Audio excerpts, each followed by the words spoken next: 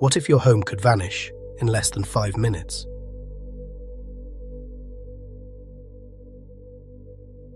In the middle of the North Atlantic, far beyond the noise of modern life, suspended between Norway and Iceland, there exists a place that feels almost unreal.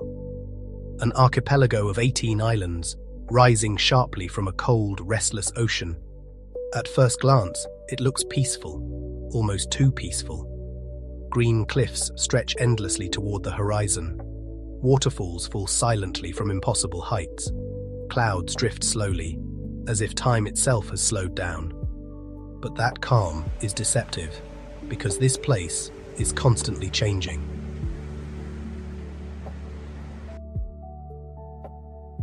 The Faroe Islands were not shaped gently. They were forged by fire, carved by glaciers, and refined over thousands of years, by wind and waves that never rest. From above, they appear like fragments of a broken world. Emerald land scattered across deep, dark water. Cliffs rise without warning. The ocean crashes below with relentless force. And the silence. The silence feels different here. It's not empty. It has presence.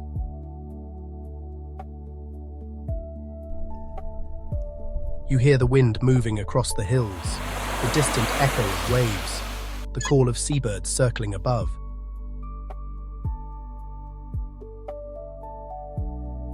The air is heavy with salt, cool, sharp, clean, and the light.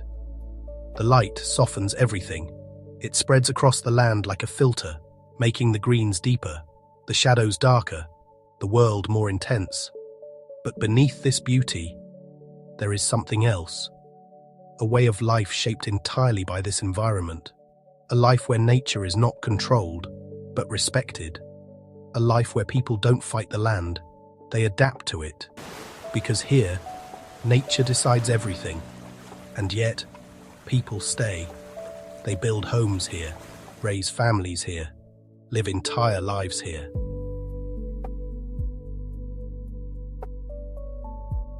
In a place where everything feels uncertain, they find stability. In a place where the world can disappear in minutes, they find meaning. Why? What makes a place this harsh feel like home? To understand that, you have to start with the one thing that defines everything: the weather.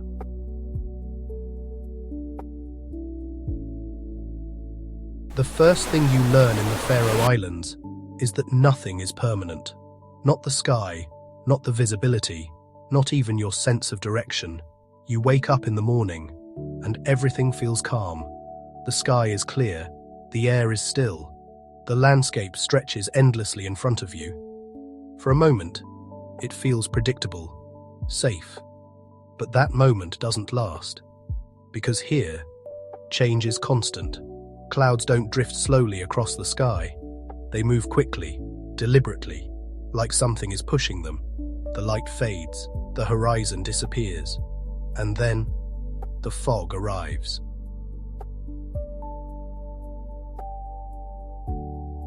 It doesn't roll in gently, it takes over. It climbs mountains, slides into valleys, and swallows everything in its path. One moment, you can see for miles. The next, you can barely see your own hands. Roads disappear, cliffs vanish. The world becomes smaller and quieter, until it feels like you are standing in nothing. And just as suddenly, the rain begins. Not soft rain, not gentle drops, but sharp, cold bursts, driven sideways by the wind. Because the wind never stops. It is constant, relentless. It pushes against your body. It changes the way you walk. It forces you to adjust every movement.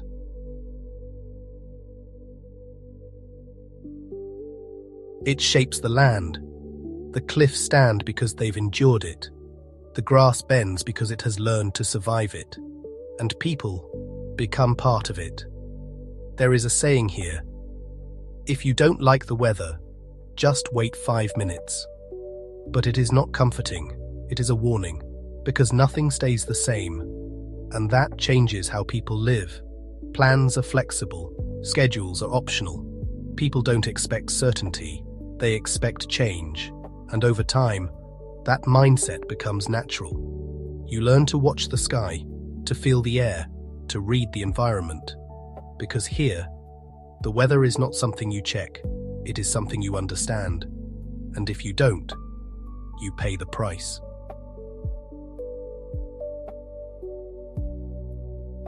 In most places, you can disappear, walk through a crowd and no one notices, live your life without being seen. But here, that is impossible. The Faroe Islands are small, just over 50,000 people, and that changes everything, because here, everyone is connected, not just by name, but by history, by family, by shared experience. You don't just meet people, you recognize them. You know where they come from, who they're related to, what their story is. Even in Tórshavn, life feels personal. It is one of the smallest capitals in the world, but it doesn't feel like a city. It feels like an extension of a village.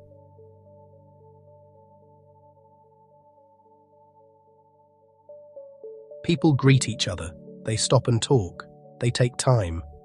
Because here, time is not something you chase. It is something you use carefully.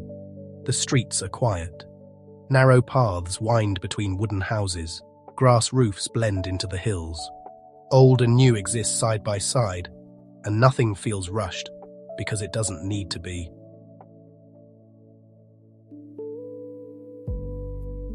In a place like this, community is not optional. It is necessary. When the weather turns, when isolation becomes real, when the outside world feels far away, people rely on each other, and that creates something rare. A society where connection is not forced. It is natural, where people are not just individuals, but part of something larger, and that changes everything.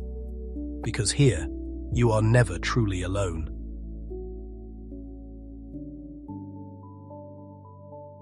Across the Faroe Islands, villages don't spread outward. They hold on, tightly, clinging to the land as if they could be pulled away at any moment. Some are tucked deep inside fjords, protected from the open ocean. Others sit exposed, facing the full force of the Atlantic.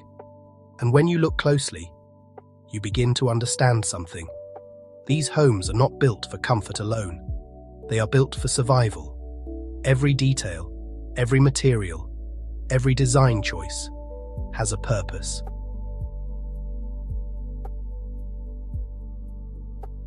The houses are small, compact, low to the ground, built to resist the wind, not fight it. Bright colours cover the wooden walls, deep reds, dark blacks, occasional blues, not just for beauty, but for visibility. Because when the fog comes, colour becomes the only way to see. And then there are the roofs, covered in thick layers of grass, living roofs. At first, they look decorative, almost like something from a storybook, but they are anything but ornamental. The grass traps heat, insulates against the cold, and anchors the structure against powerful winds. It becomes part of the land itself.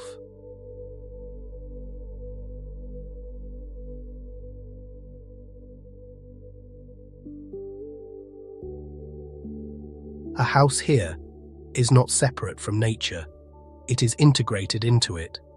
And then you step inside, and everything changes. The harshness disappears, the wind fades into the background, warmth fills the space, soft light glows from lamps and windows. You hear quiet life, the clink of a cup on a table, the low murmur of conversation, the steady rhythm of normalcy. It feels safe, intentional, deliberate. Because inside these homes, people create something the outside world cannot offer. Control, comfort, stability. This is where families gather, where generations stay connected, where stories are told and passed down. Because in a place where everything outside is unpredictable, the home becomes the one constant, a sanctuary, not just from the weather, but from uncertainty itself. And over time, these homes become more than structures. They become identity. Because here, where you live, defines how you survive.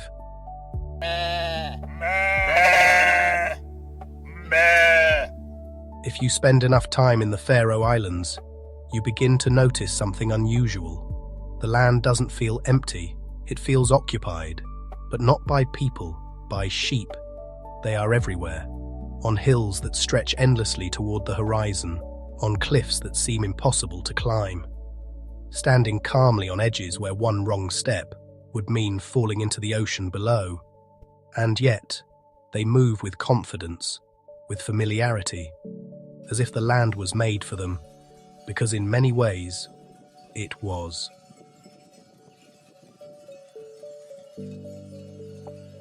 There are more sheep here than people, nearly twice as many, and their presence is constant. You see them while driving, while walking, even outside homes. They don't stay confined.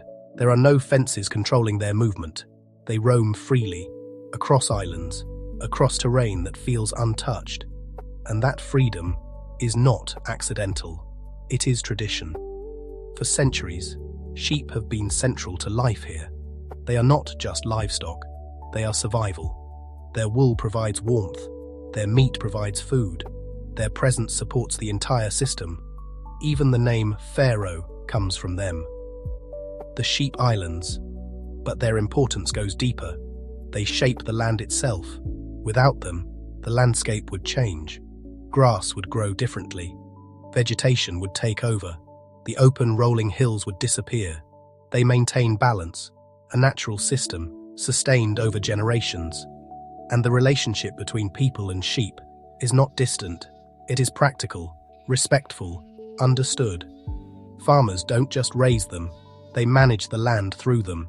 Each season brings new responsibility, moving them, caring for them, preparing for winter. Because winter is where everything becomes harder. Food becomes scarce, conditions become harsher, and survival depends on preparation.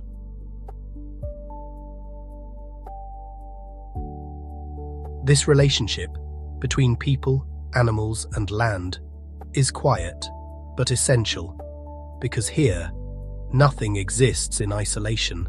Everything is connected, and the sheep are at the center of it. They are not just part of the landscape. They are the reason it looks the way it does. They are the reason life here has been able to continue, generation after generation. In a place where survival is never guaranteed, they are stability, and without them, this world would feel very different.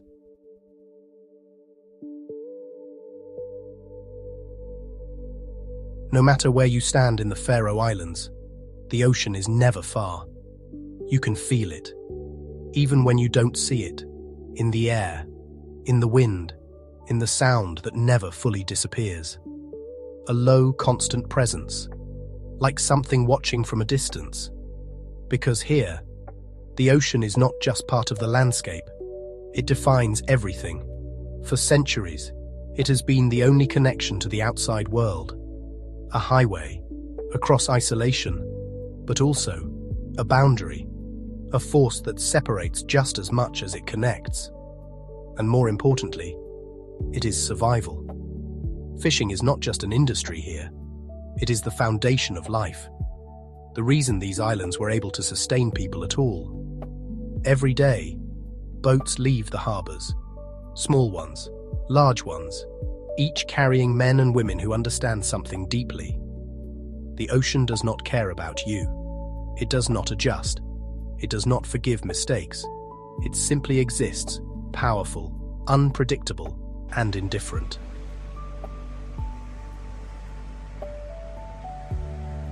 The water is cold, not just uncomfortable, but dangerous. A fall into it can become fatal within minutes. The currents are strong, the waves are unpredictable, and the weather can turn without warning.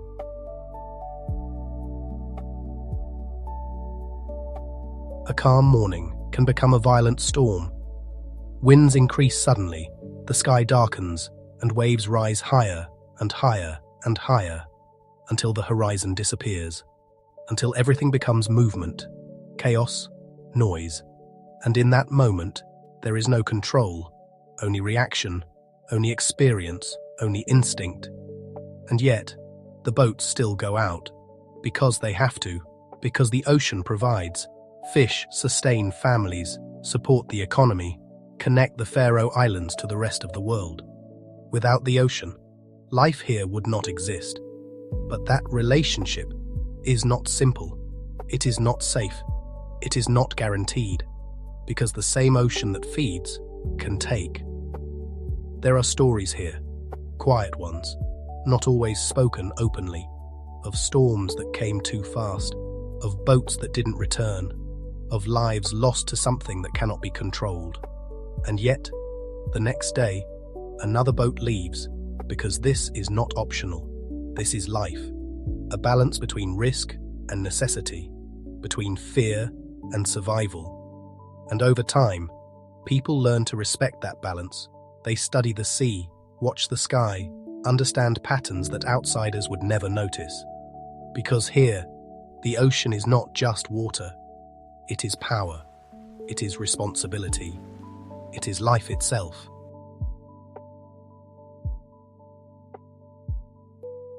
For most of history, the Faroe Islands were not truly connected.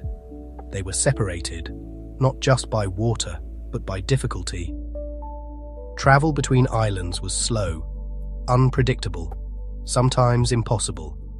A short distance on a map could take hours or days, because the ocean decided everything. Weather could cancel movement instantly, storms could trap people in place. Isolation was not rare, it was normal. Villages lived almost independently, each one adapting to its own environment, its own conditions, its own limitations.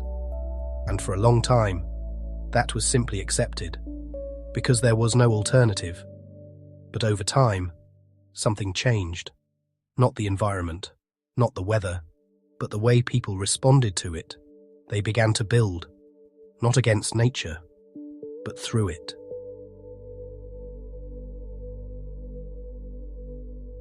Tunnels were carved into mountains, cutting through solid rock, creating pathways where none existed before.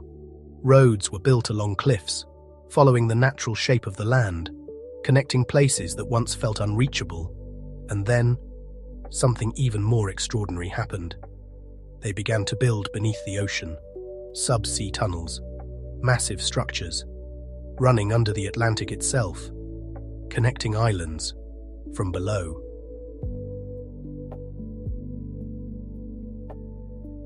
Driving through one of these tunnels feels unreal. You begin above ground, normal, surrounded by hills. Then you descend, gradually. The light fades, the walls close in, and you realize you are going under the ocean.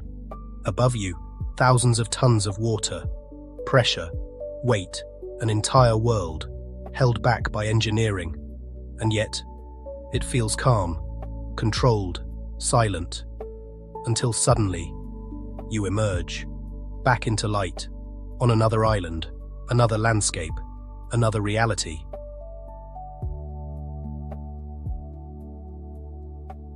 These tunnels are not just infrastructure, they are transformation. They change what is possible, reduce isolation, create connection, allow life to move more freely. But they do not remove the challenges completely. Because even with all this engineering, nature still decides the limits. Storms can still stop movement. Weather can still isolate communities. The ocean can still disrupt everything. But now, there is resistance, a system that pushes back, a way to stay connected, even when the environment tries to separate. And that changes life. It changes how people work, how they travel, how they interact, because connection becomes more reliable, but never guaranteed, and that balance between control and uncertainty defines everything. Because here, no matter how much you build, you are still part of the environment, not above it, not beyond it, but within it.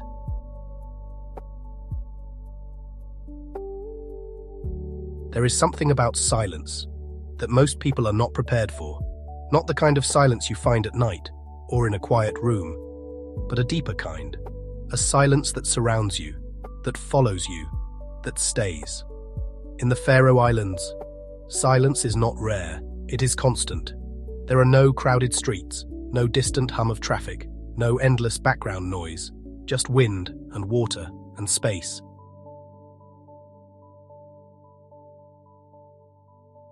At first, it feels peaceful, almost comforting. You hear things more clearly, the sound of your footsteps, the movement of the air, the rhythm of the ocean. Everything feels slower, more intentional. But over time, something changes, because silence creates space. And in that space, you begin to think more deeply, more honestly, more clearly than you're used to. There are no distractions here, no constant notifications, no noise to fill the gaps, just you and your thoughts, and that can be difficult.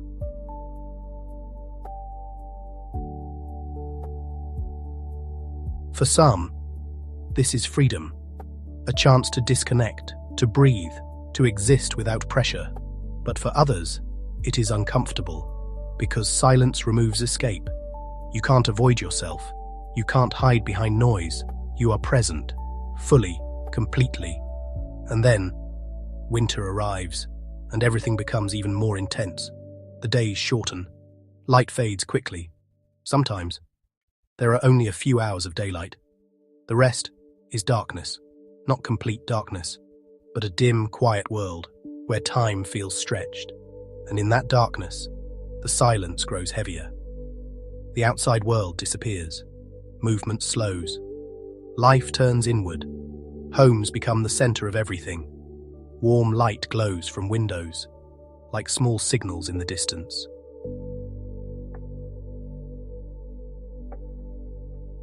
Inside, people gather, they talk, they share, they create warmth in a world that feels cold and quiet. Because in a place like this, connection is not optional, it is necessary. The silence teaches something important. It forces people to slow down, to reflect, to understand themselves and each other. And over time, that becomes part of life. Because here, silence is not emptiness, it is presence, and it changes you.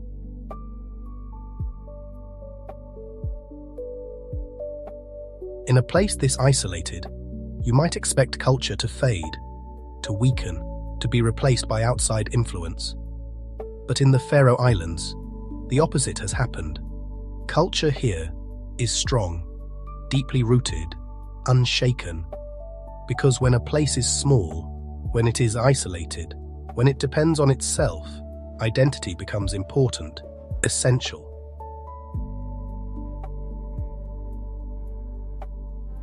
The Faroes language is one of the clearest examples. It is not just a way of speaking, it is history, a direct connection to the past.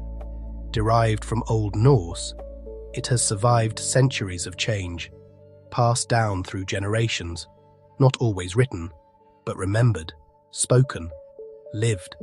Because language here is not just communication, it is identity. And that identity extends beyond words. It exists in traditions, in music, in storytelling. For centuries, stories were not recorded. They were told, repeated, shared, remembered, carrying history forward without ever being written down. And those traditions still exist, not as performances, not as displays for visitors, but as part of daily life. Music is not just entertainment, it is expression. Gatherings are not just social, they are connection. Celebrations are not just events, they are continuity. Because here, tradition is not something you preserve, it is something you live. And that creates something powerful, a sense of belonging, a sense of identity that does not change easily. But even in a place like this, change still arrives. Modern life reaches the islands. Technology connects people to the world. Ideas move faster. Influence spreads. And with it comes tension.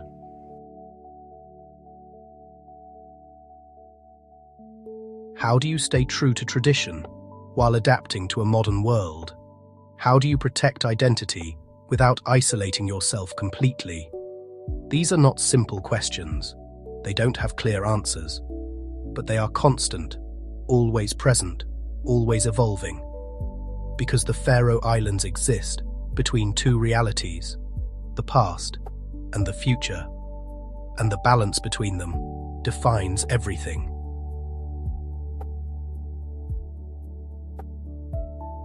For centuries, the Faroe Islands existed in isolation, not by choice, but by geography. The ocean separated them, the weather limited them, the world beyond felt distant, almost irrelevant. But that is no longer the case. Today, the Faroe Islands are connected, not just physically, but digitally. Information moves instantly, ideas travel freely, and the outside world is closer than ever before. And with that connection comes change. Slow at first, subtle, almost unnoticeable, but over time, it becomes impossible to ignore.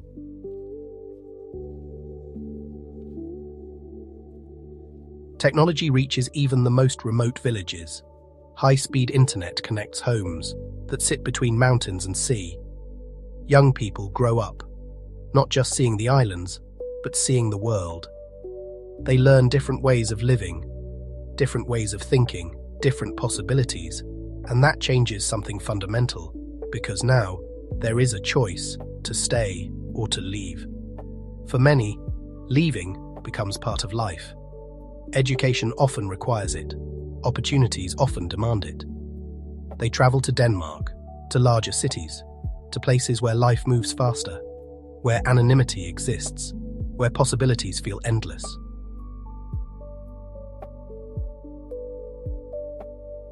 And for the first time, they experience something unfamiliar. Distance from home, distance from the quiet, distance from the identity that shaped them. And for some, that distance becomes permanent. They build lives elsewhere, adapt to different rhythms, different environments, but for many others, something happens. The distance creates clarity. They begin to understand something they didn't fully see before. What home actually means. Because the Faroe Islands are not just a place, they are a feeling, a connection, a rhythm of life that cannot be easily replaced. And so, many return, bringing with them new ideas, new perspectives, new skills, and they integrate them into the life they already know.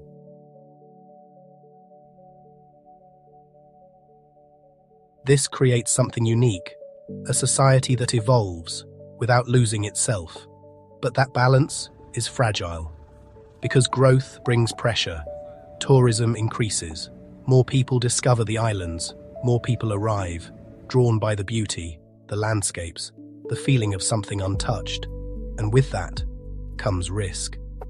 Because what attracts people here is also what can be damaged. The environment is delicate, the balance is precise. Too much change, and something is lost. Too little change, and opportunity disappears. So the Faroes face a constant question.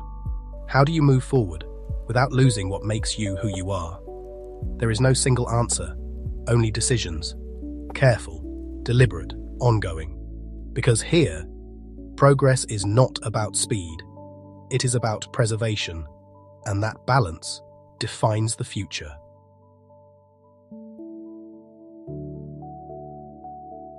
Life in the Faroe Islands is not easy. It is unpredictable. The weather changes constantly. Isolation is real. The environment demands attention. It demands respect. It demands effort. And yet, people stay, not out of necessity, but out of choice. And that choice says everything.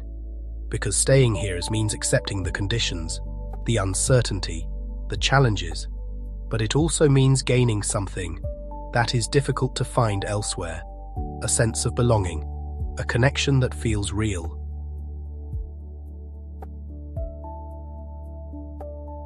In many parts of the world, life becomes fast, crowded, noisy. People move constantly, but often without direction, without connection, without time to understand what matters.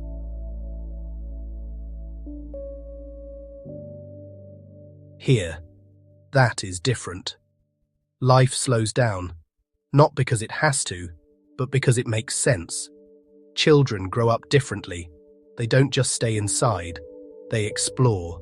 The land becomes their environment, not something distant, but something familiar. They learn early how to move with nature, how to respect it, how to understand it, and that shapes them. Communities remain strong. People know each other, support each other, help each other. Not because it is expected, but because it is natural. Because here, you cannot rely only on yourself. And that creates something rare. Trust. Real trust. The kind that is built over time, through shared experience, through understanding, through presence. And then there is the silence, the quiet, the space. In a world full of noise, this becomes valuable because it allows something important: clarity, the ability to think, to reflect, to understand, not just the world, but yourself.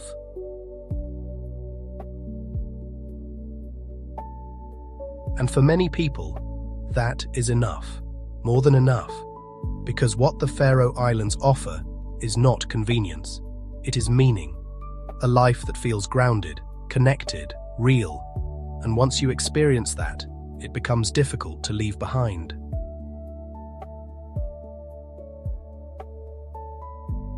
The Faroe Islands are not designed for comfort.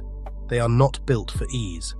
They are shaped by challenge, defined by uncertainty, controlled by forces that cannot be predicted. And yet, they endure, because the people who live here understand something important. Life does not need to be perfect to be meaningful. It does not need to be easy to be fulfilling. Sometimes, the hardest environments create the strongest connections to people, to place, to purpose.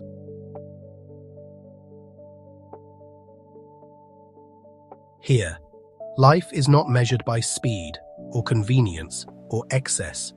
It is measured in moments, in shared experiences, in quiet understanding, in the feeling of being part of something larger than yourself.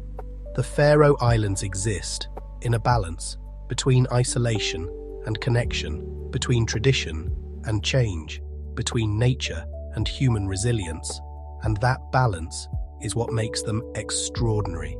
Because in a world that moves faster every day, where everything becomes louder, more crowded, more complex, this place offers something rare: stillness, clarity, meaning.